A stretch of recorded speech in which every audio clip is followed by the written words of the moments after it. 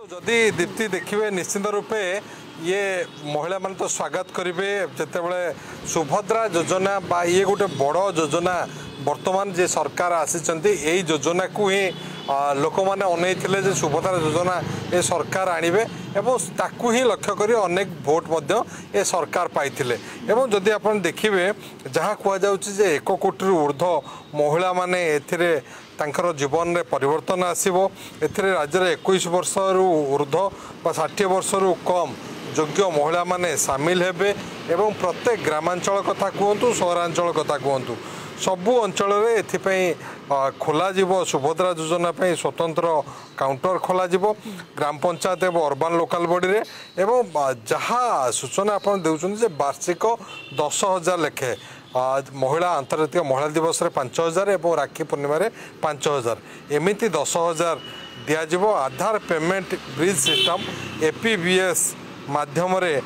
योग्य हिताधिकारी माने आधार सक्षम एकक धारक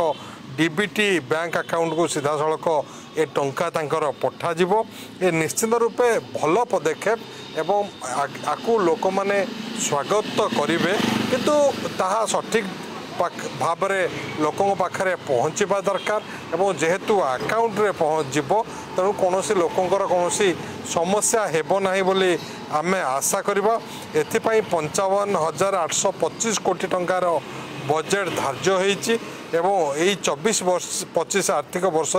ये आरंभ ही 28-29 आर्थिक वर्ष पर्यंत चलो एवं ये महिला सशक्तिकरण क्षेत्र में ये निश्चिंत गोटे जुगांतकारी पदक्षेप हम सुभद्रा योजना एवं सुभद्रा योजना को सारा राज्यर महिला माने अपेक्षा करथिले जो कि मुख्यमंत्री मोहन चरण माझी आज ता घोषणा करिसंती विधानसभा गृह रे ए घोषणा हेची एवं महिला सशक्तिकरण क्षेत्र में निश्चिंत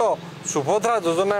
एक पद आग को नब महिला मानू सशक्तिकरण क्षेत्र में एवं विगत सरकार रे जो भली भाव में देखा जाइथिला जे महिला माने सशक्तिकरण होइचंती घरू बाहर को बाहरी बा घरे थाई रोजगार क्षम होइचंती से समय ये सरकार